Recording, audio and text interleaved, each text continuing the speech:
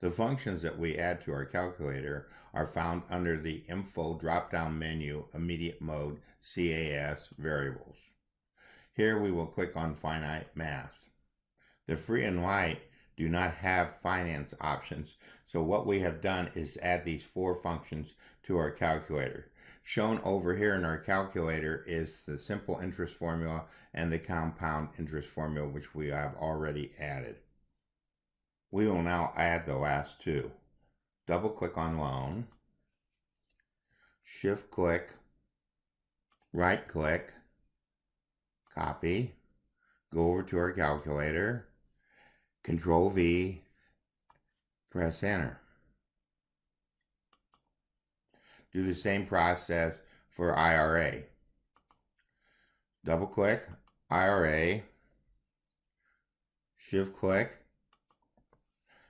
right click to copy, move over to our calculator, Control V, press enter. Looking at our calculator, we can see that these formulas are quite complex. We will use Onenote to discuss these formulas and their applications.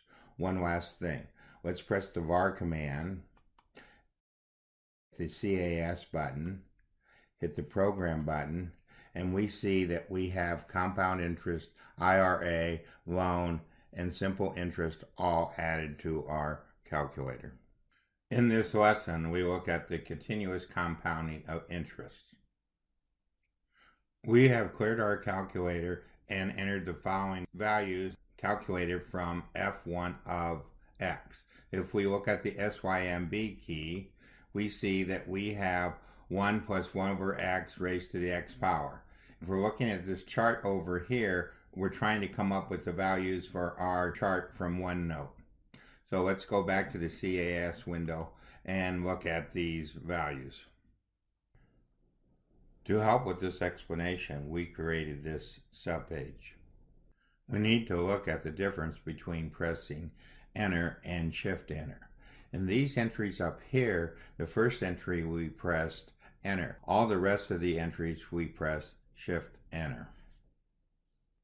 In this screenshot, we did the opposite. For the first entry, we pressed shift enter, notice the period. For the second and third entry, we pressed enter. Notice the exact answer. With 10, we have 10 zeros. With the 100, we have 100 zeros. We then press the approximate answer for the 100 zeros to get the answer to be 2.704813822942. We next look at the second screenshot for F1 of 1000, and we see that this answer turns out to be undefined. So we switch over to working the problem out with limits. So over here we use the limit template and put in the x to approach 1000 for F1 of x. It gives us the answer to be e raised to this power. When we press the enter key, that's what we get. When we press shift enter, we get this approximation. Let's look at what the calculator is doing to evaluate limits. We let m represent F1. We took the ln of both sides. Then we used the power rule where we took the 1000 out to the front of ln. And then we used the definition of ln to change it back. Notice that this is the same answer that we ended up with on the calculator. Returning to our main page, we now understand how we got these values to put into our chart.